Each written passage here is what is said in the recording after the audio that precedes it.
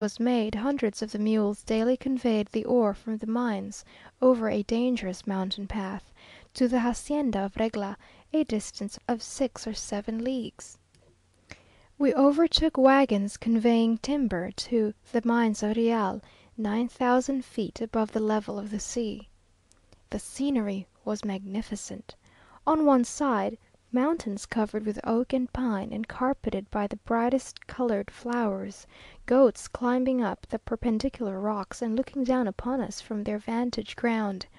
fresh clear rivulets flinging themselves from rock to rock, and here and there little Indian huts perched amongst the cliffs; on the other, the deep valley with its bending forests and gushing river, while far above we caught a glimpse of Real itself, with its sloping roofs and large church, standing in the very midst of forests and mountains.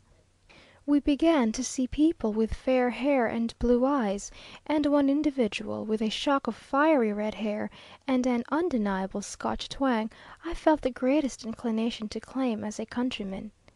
The Indians here looked cleaner than those in or near Mexico, and were not more than half naked. The whole country here, as well as the mines, formerly belonged to the Count de Regla, who was so wealthy, that when his son, the present count, was christened, the whole party walked from his house to the church upon ingots of silver.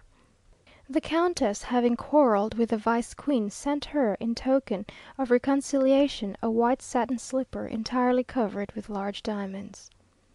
The count invited the King of Spain to visit his Mexican territories, assuring him that the hoofs of his Majesty's horse should touch nothing but solid silver, from Vera Cruz to the capital. This might be a bravado, but a more certain proof of his wealth exists in the fact that he caused 2 ships of the line of the largest size to be constructed in Havana at his expense, made of mahogany and cedar, and presented them to the King. The present count was, as I already told you, married to the beautiful daughter of the Güera Rodriguez.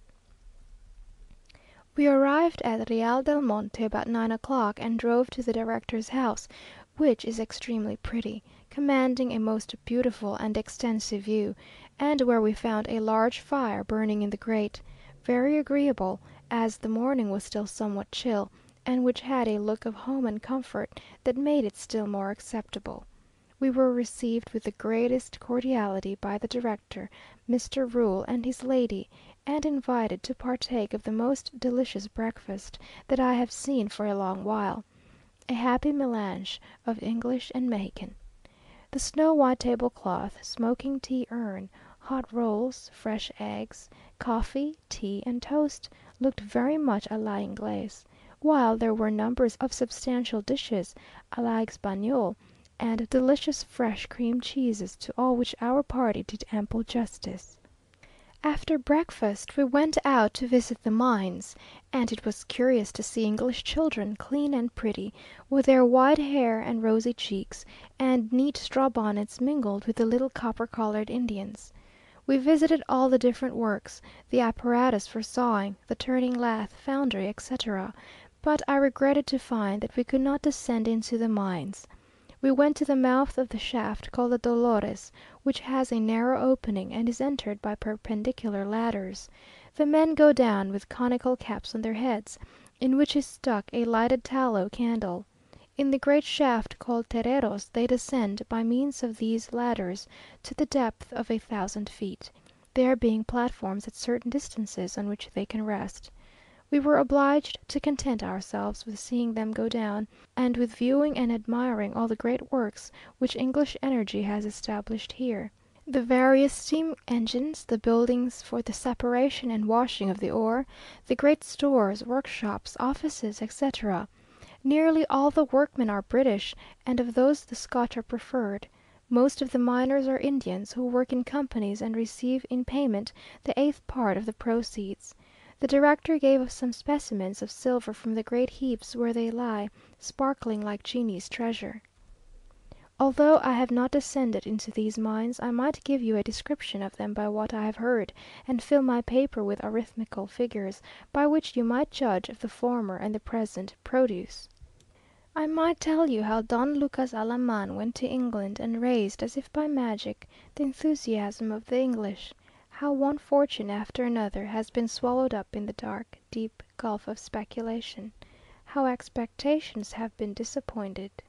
and how the great cause of this is the scarcity of quicksilver, which has been paid at the rate of $150 per quintal in real cash, when the same quantity was given at credit by the Spanish government for $50;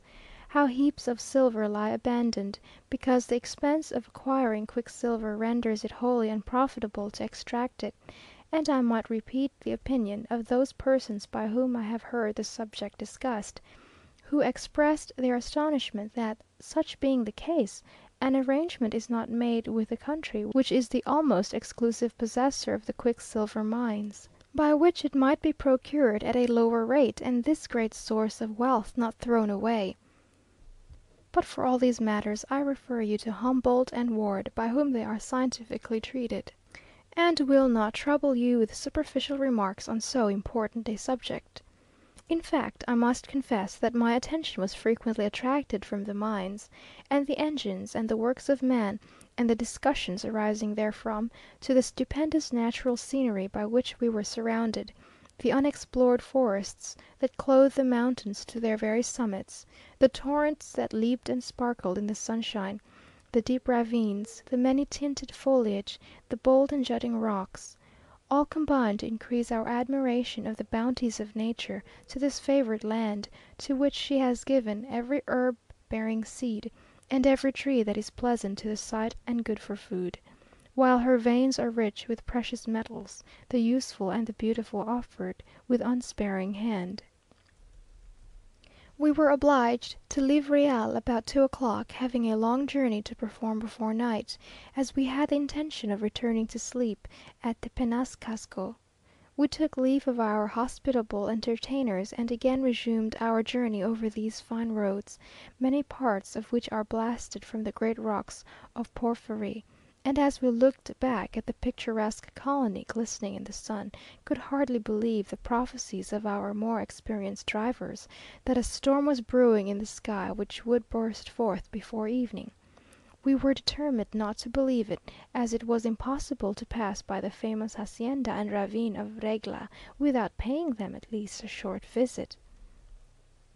This stupendous work of the Mexican miners in former days is some leagues to the south of Real del Monte, and is said to have cost many millions of dollars. One should view it, as we did, in a thunderstorm, for it has an air of vastness and desolation, and at the same time of grandeur that shows well amidst a war of the elements. Down in a steep barranca, encircled by basaltic cliffs, it lies, a mighty pile of building which seems as if it might have been constructed by some philosophical giant or necromancer, so that one is not prepared to find there an English director and his wife, and the unpoetic comforts of roast mutton and potatoes. All is on a gigantic scale, the immense vaulted storehouses for the silver ore, the great smelting furnaces and covered buildings where we saw the process of amalgamation going on, the water wheels, in short, all the necessary machinery for the smelting and amalgamation of the metal. We walked to see the great cascade with its row of basaltic columns, and found a seat on a piece of broken pillar, beside the rushing river, where we had a fine view of the lofty cliffs, covered with the wildest and most luxuriant vegetation, vines trailing themselves over every broken shaft, moss creeping over the huge disjointed masses of rock, and trees overhanging the precipitous ravine. The columns look as if they might have been the work of those who, on the plains of Shinar, began to build the city and the tower whose top was to reach to heaven. But as we sat here the sky suddenly became overcast, great black masses of cloud collected over our heads, and the rumbling of thunder in the distance gave notice of an approaching storm. We had scarcely time to get under shelter of the director's roof, when the thunder began to echo loudly amongst the rocks, and was speedily followed by torrents of rain. It was a superb storm; the lightning flashed amongst the trees, the wind howled furiously, while far along from peak to peak the rattling crags among leapt the live thunder. After resting and dining amidst a running accompaniment of splashing rain, roaring wind, and deep toned thunder, we found that it was in vain to wait for a favourable change in the weather.